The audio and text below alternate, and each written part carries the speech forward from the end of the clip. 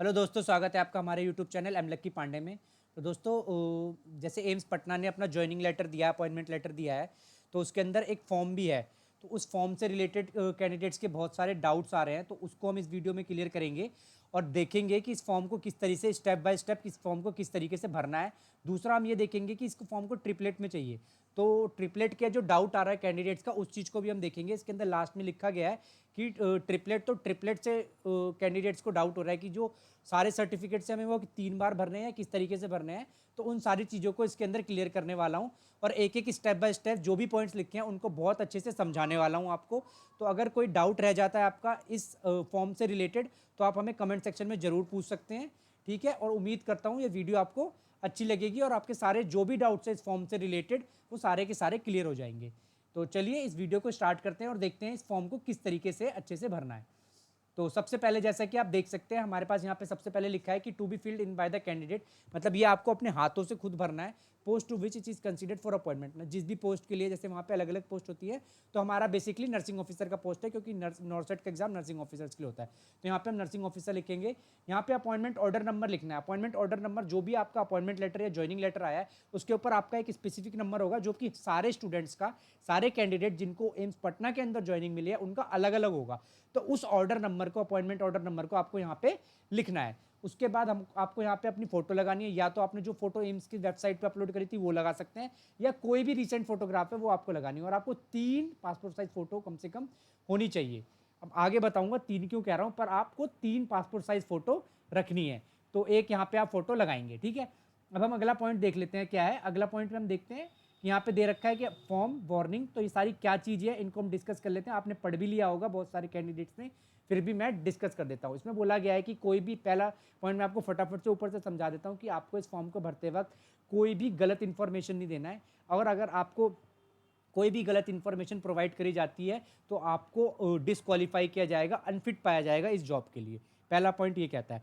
दूसरा पॉइंट ये कहता है कि आपको यहाँ पे अगर ज्वाइनिंग होने के बाद, इस फॉर्म को भरने के बाद, इस फॉर्म को जमा कराने के बाद, अगर आपके ऊपर कोई केस हो जाता है या किसी रीजन की वजह से कोई हो जाता है, तो आपको वो इन्फॉर्मेशन एम्स को प्रोवाइड करनी है। अगर आप वो इन्फॉर्मेशन एम्स को प्रोवाइड नहीं करेंगे और उन्हें बाद में पता चलता है कि आपके ऊपर कोई केस चल रहा है और ये केस इस फॉर्म को भरने के बाद आया था, या किसी रीजन की वजह से जो इन्फॉर्मेशन आपने दी है वो इनके पास फॉल्स है, आपके एम्स के पास फॉल्स इन्फॉर्मेशन दी है, तो भी वो आपका एम्प्लॉयमेंट कैंसिल कर सकते हैं। बिल्कुल फुल डाउट इस पर लिखा गया है कि, तो ये एक तरीके से वार्निंग दी गई है एम्स के द्वारा कि अगर ऐसा कुछ भी होता है तो आपका अपॉइंटमेंट कैंसिल किया जाएगा। अब हम अगला देखते हैं, हमारे पास जो पॉइंट आता है थर्ड पॉइंट, वो क्या कहता है। थर्ड पॉइंट ये कह रहा है कि in fact the false information has been furnished and there has been suppression of any factual information in the attachment form comes to notice at any time during the service of a person. अब वो बोल रहे हैं कि ठीक है, आपने इसके अंदर कोई इन्फॉर्मेशन भरी है, अभी तो उन्हें पता नहीं चला, लेकिन अगर आपके जॉब के ड्यूरेशन में भी उन्हें कभी पता चल जाता है, मतलब आपने 5 साल की जॉब कर ली है, फिर ये निकलता है कि आपका जो सर्टिफिकेट है वो फर्जी है, फेक है, तो भी आपको पूरा पूरा एम्स को अधिकार है कि आपको वो टर्मिनेट कर सकता है। इसलिए ये सारी तीनों सिचुएशंस पे वो पहले से ही साइन करा के रख लेते हैं कि इन फ्यूचर भी अगर आपको कोई ऐसे इन्फॉर्मेशन फॉल्स निकलती है, तो अगर प्रेजेंट इन्फॉर्मेशन अगर आपने जो दी है पास्ट वाली वो भी अगर गलत है, तो भी आपका टर्मिनेट किया जा सकता है। और कोई भी ऐसी इन्फॉर्मेशन आपको फॉल्स यहाँ पे नहीं देनी है, सारी की सारी राइट इन्फॉर्मेशन भरनी है। अब आगे देखते हैं हम इस फॉर्म को फिल कैसे करना है और क्या क्या चीज़ें इस फॉर्म के अंदर आ गई है हमारे पास। तो जैसे कि आप देख सकते हैं सबसे पहला पॉइंट क्या लिखा हुआ है, हमें यहाँ पे पूरा नाम लिखना है, name in full capital letter, ठीक है। दूसरा अपना प्रेजेंट एड्रेस लिखना है, जहाँ पे आप अभी रह रहे हैं, प्रेजेंट एड्रेस। फिर आपको होम लिखना है। जैसे कुछ कैंडिडेट क्या होते हैं, दिल्ली में रह रहे होते हैं बाहर से आके, लेकिन उनका घर जो है जैसे पटना में है उनका घर, या फिर उनका घर यूपी में है, या फिर किसी और अदर स्टेट में होम टाउन है, तो आप यहाँ लिख सकते हैं। अगर आपका होम टाउन और प्रेजेंट एड्रेस सेम है तो आप दोनों में सेम एड्रेस लिख सकते हैं, कोई दिक्कत नहीं है। क्या आप पाकिस्तान से हैं, अगर कोई कैंडिडेट हैं जो कि पाकिस्तान से है, मतलब वो पाकिस्तान में रहने वाले थे, या उनके पहले पाकिस्तान में रहने वाले थे लेकिन उन्होंने इंडिया में माइग्रेट करा है इन कुछ 2-3 सालों के अंदर, मतलब पाकिस्तान से थे लेकिन वो माइग्रेट होकर इंडिया में आ गए, इंडिया में उन्होंने पढ़ाई करी है, और उसके बाद तो वो भी आपको यहाँ पे भरना है। आपका ओरिजिनली पाकिस्तान से हैं तो आपका पाकिस्तान में रेजिडेंसी कहाँ पे है वो चीज़ आपको यहाँ पे फिलअप करना है, अगर कोई कैंडिडेट पाकिस्तान से हैं। एंड फर्दर मुझे लगता नहीं है कि इसके अंदर ऐसा कोई कैंडिडेट होंगे बाद में, कि अगर हैं तो आपको इस तरीके से फिलअप करना है। अब हमारे पास फोर्थ पॉइंट क्या आ जाता है, particulars of places with where you have resided for more year. अगर आप किसी और जगह में रहे हैं, जैसे कि देख सकते हैं इसमें बोला गया particulars of places where you have been resident more than 1 year at the during the preceding year in case of any stay.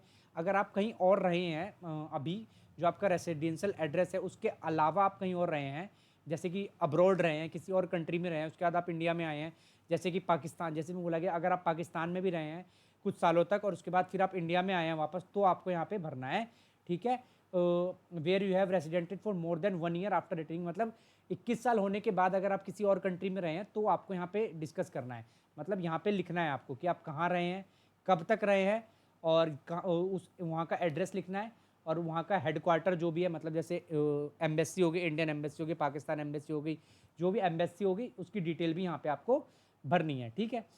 Fifth point हम यहाँ पे देख लेते हैं अब क्या कह रहा है। फिफ्थ पॉइंट के अंदर बोला गया है कि आपको पूरा का पूरा फॉर्म भरना है, ठीक है, जिस भी तरीके से। फिफ्थ पॉइंट के अंदर क्या है, रिलेशनशिप लिखना है आपका।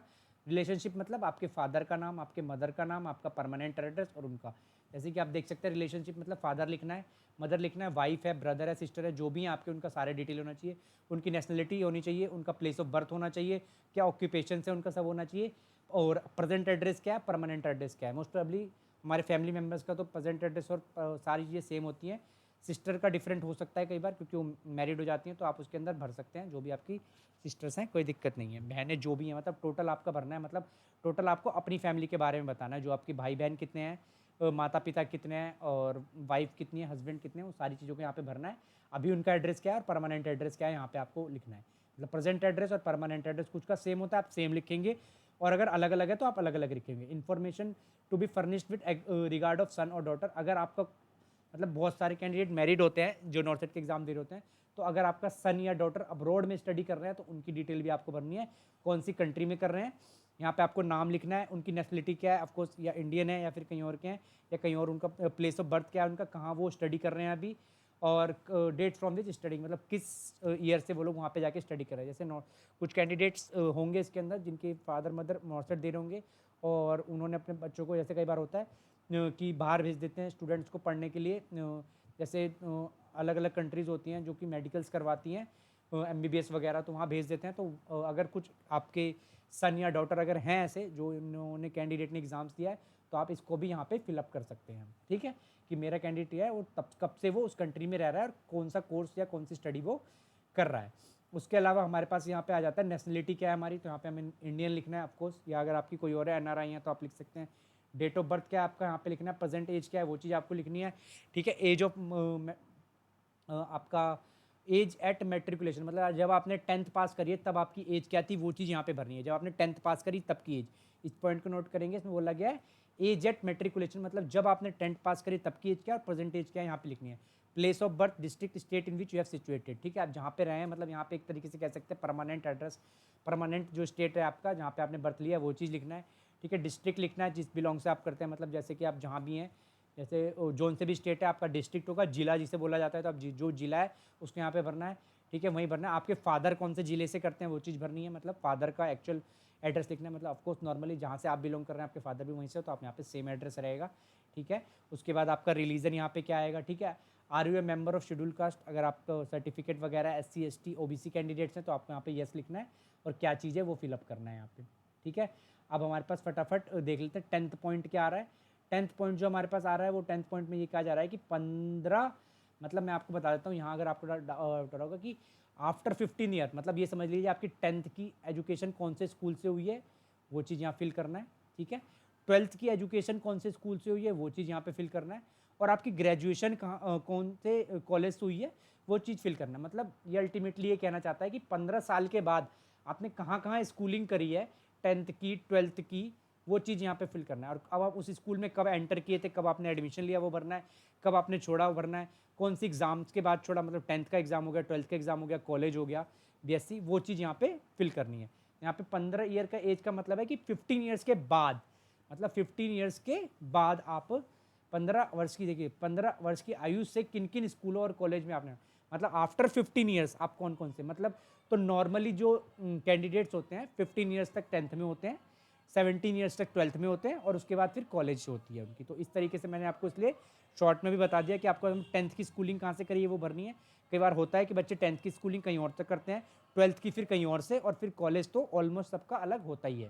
तो कुछ का सेम होता है 10th और 12th का, तो आप सेम लिख सकते हैं, 10th में ये, 12th में ये, और कॉलेज में ये। तो अदरवाइज नॉर्मली आपका 10th की स्कूलिंग कहाँ तक हुई है, 12th के बाद आपका कौन सा कॉलेज है, और उसके बाद 12th के बाद जो सा कॉलेज है आपको यहाँ पे फिलअप करना है। आगे जो हमारे पास है वो 11th पॉइंट है, और 11th पॉइंट में अगर हम देखते हैं क्या है, आर यू होल्डिंग और have any time held an appointment under central government और सेमी गवर्नमेंट और ए क्वासी बॉडी और एन ऑटोनमस बॉडी और पब्लिक अंडरटेकिंग और ए प्राइवेट फर्म। अब ये चीज़ कहना कहते हैं, क्या आप कोई जॉब ऑलरेडी हेल्ड कर रहे हैं और आपने कब से कब तक करी है, मतलब ये कह रहे हैं, मतलब आप क्या किसी गवर्नमेंट सेक्टर के अंदर ऑलरेडी जॉब कर रहे हैं। जैसे कुछ कैंडिडेट्स हैं जिन्होंने एम्स का एग्जाम दिया, तो एम्स क्या हो गया, सेंट्रल गवर्नमेंट के अंदर आ गया। लेकिन कुछ कैंडिडेट ऐसे होंगे जो ऑलरेडी स्टेट गवर्नमेंट के अंदर जॉब कर रहे होंगे, जो उनका स्टेट गवर्नमेंट है उसके अंदर वो पर्टिकुलरली नर्सिंग ऑफिसर की जॉब कर रहे होंगे। तो आपको वहाँ पे फुल करना है कि आपने ज्वाइनिंग पीरियड उस जॉब का कब से था, कब तक था, आपने छोड़ा कब तक एम्प्लॉयमेंट थे, वहाँ का full name and address of employer, ठीक है, जो भी मतलब जो भी ऑफकोर्स नॉर्मली हॉस्पिटल में करते हैं, या आपने किसी और सेक्टर में कर रखा हो, किसी और गवर्नमेंट जॉब में ले रखा हो ग्रेजुएशन के बाद, तो आपको वहाँ पे पूरा एड्रेस लिखना है। रीज़न फॉर लीविंग, उसका रीज़न लिखना है कि आपने क्यों छोड़ा, मतलब सिंपल, जैसे कि मेरा कुछ कैंडिडेट होंगे जो कहेंगे ठीक है स्टेट गवर्नमेंट की जॉब को मेरे को छोड़ के जो है रीज़न ये है कि मेरे को सेंट्रल गवर्नमेंट की जॉब करनी थी, मेरा यहाँ पे एम्स में सिलेक्शन हो गया, इस रीज़न की वजह से मैंने ये जॉब छोड़ी है। तो ये रीज़न भर सकते हैं, और भी आपके बहुत सारे रीजंस हो सकते हैं जो भी पर्टिकुलर है कि ठीक है, जो भी आपके रीजंस है वो यहाँ पे आपको फिलअप करना है इस फॉर्म के अंदर, ठीक है। और यहाँ पे डेट डालनी है, आपने कब से वहाँ पे ज्वाइन करा था, कब तक वहाँ पे ज्वाइन करा है, कि आपने दे दिया है कि नहीं दे दिया है, यहाँ पर अभी वहाँ पे कर रहे हैं, इस चीज़ को भरना है, ठीक है। यहाँ पे बोला जा रहा है वही पॉइंट, यहाँ पे बोला जा रहा है, if the previous employed was under government in, तो इसमें बोला जा रहा है if the previous employment was under the government of India, मतलब आप सेंट्रल गवर्नमेंट के अंदर थे या स्टेट गवर्नमेंट के अंदर थे, तो and undertaking on by control government of India, state government, if you have left service और giving a month notice under rule central civil services rules or any similar corresponding rules for disciplinary proceeding framed against you had been called upon to explain you conduct in any further matter at the time given notice termination of service or at a subsequent date before your service actually terminated। मतलब वही है कि अगर आप किसी previous job में कहीं पे जॉब कर रहे थे, कहीं पे भी किसी भी स्टेट गवर्नमेंट और सेंट्रल गवर्नमेंट के अंदर, तो आपने उस जॉब को क्यों छोड़ा है कि, और अगर आपने छोड़ा है तो क्या आपने नोटिस दे के छोड़ा है, कि आपको आप अभी नोटिस पीरियड, तो अगर आपके नोटिस पीरियड में कि ठीक है 1 मंथ छोड़ के मैं वापस ज्वाइन करूँगा, तो आपको वो नोटिस यहाँ पे सबमिट करना पड़ेगा। और सिंपली कह सकते हैं जो एनओसी मांगा जा रहा था, एनओसी मांगा जा रहा था नॉन ऑब्जेक्शन सर्टिफिकेट, वो आपको यहाँ पे देना है। इस पॉइंट का मतलब वो है कि आपको यहाँ पे एनओसी सबमिट करना है कि हम सेंट्रल गवर्नमेंट स्टेट गवर्नमेंट के अंदर कर रहे थे, हमने वो जॉब सबमिट वो छोड़ दी है, या किसी रीज़न की वजह से, जो भी रीज़न है आपको वो एनओसी यहाँ पे सबमिट करना है। ये चीज़ यहाँ पे बोला जा रहा है, या आप टेम्पररी तो आपको वो यहाँ पे पर्टिकुलरली देना है, ठीक है। वो चीज़ यहाँ पे इस पॉइंट के अंदर कहा जा रहा है। इस पॉइंट का मतलब वो है कि अगर आप थे और अगर आप नहीं थे किसी जॉब में, तो आपको इस चीज़ के लिए कोई दिक्कत नहीं है। अब ये देखते हैं 12th का क्या है हमारे पास, फटाफट इस पॉइंट को देख लेंगे। Have you ever been arrested, तो of course no. Have you ever been prosecuted, no, तो यहाँ पे ऑलमोस्ट नो ही लिखना होता है। Have you ever kept under detention, no. Have you ever bound down, आपको कभी बंदर बनाया गया, नहीं। क्या आपने कोर्ट ने कभी आपने रूल्स एंड रेगुलेशन तोड़े, तो ऑलमोस्ट इसका आंसर नहीं होता है। अगर है तो आप यस कर सकते हैं। Have you ever convicted by court of law any offence, अगर आपने कभी कुछ ऐसा किया है तो उसके अंदर नो भरना है। हैव यू क्या आपको डिबार्ड किया गया है, यूनिवर्सिटी से कॉलेज से रस्टिकेट किया गया है, तो आपको यहाँ पे नो लिखना है। ये सारी डिटेल आपको ऑलमोस्ट हमें नो ही भरनी होती है, बाद में कि अगर आपका है ऐसा कुछ तो आप उसको यस कर सकते हैं। Have you ever disqualified from public service, मतलब आप अगर कहीं जॉब कर रहे थे तो क्या आपको वहाँ से हटाया गया है, इस चीज़ को भरना है। If any case pending against you, क्या कोई केस पेंडिंग है तो नो भरना है। Is any case pending against university, में कोई ऐसा केस चल रहा है तो नो, उसको भी नो भरना है। Whether discharge withdrawn from any training, क्या आपको वहाँ से हटाया गया है या फिर आपको ले लिया गया है, तो वो है। If the answer to any of ever mention is yes, give full particular, अगर किसी का भी आंसर येस, तो आपको वहाँ पे पूरा उसका क्या कहते हैं आप अटैच करना है, पर्टिकुलर किस रीज़न की वजह से ये था, क्यों आपको डिबार्ड किया गया, क्यों आपको अरेस्ट किया गया, क्यों आपके ऊपर मुकदमा चल रहा है, तो पूरा प्रूफ आपको यहाँ पे देना है और सारी चीज़ों को अटैच करना है इस फॉर्म के साथ। Please also see the warning at the top, तो जो भी वार्निंग दी गई है उस चीज़ को आपको पढ़ना है, वो मैं आपको बता ही चुका हूँ, आप टॉप पे जाके देख सकते हैं। Specific answer for each of the question should be given in striking yes, पूरा स्पेसिफिक आंसर होना चाहिए यस या नो के अंदर, और यस है तो क्यों यस है उसका भी रीज़न आपको इसके साथ अटैच करना पड़ेगा इस फॉर्म के साथ, अगर यस है, अगर आप किसी क्रिमिनल केस में या किसी भी रीज़न की वजह से आप रहे हैं। Name of 2 responsible person of your locality और 2 referees to whom you are, ठीक है, आपको अपनी लोकेलिटीज़ के मतलब सिंपली आपके आस पड़ोस के जो है उन 2 का आपको यहाँ पे नाम लिखना है, जो भी आपके आस पड़ोस हैं, आपके चाचा ताऊ लगेंगे जो भी, उनका आपको यहाँ पे नाम देना है कि ठीक है ये मेरे 2 पड़ोसी हैं, और यहाँ पे आई certified that forgoing information is correct, आपको यहाँ पे पूरा करना है। इस डेट को मैं जो भी इन्फॉर्मेशन दे रहा हूँ बिल्कुल सही है, इसके अंदर कोई भी इन्फॉर्मेशन गलत नहीं है। आपको यहाँ पे अपने साइन करने हैं, डेट लिखना है, प्लेस लिखना है, ठीक है। तो उम्मीद कर रहा हूँ यहाँ तक का आपको सारी इन्फॉर्मेशन समझ आ गई होगी, कोई दिक्कत है।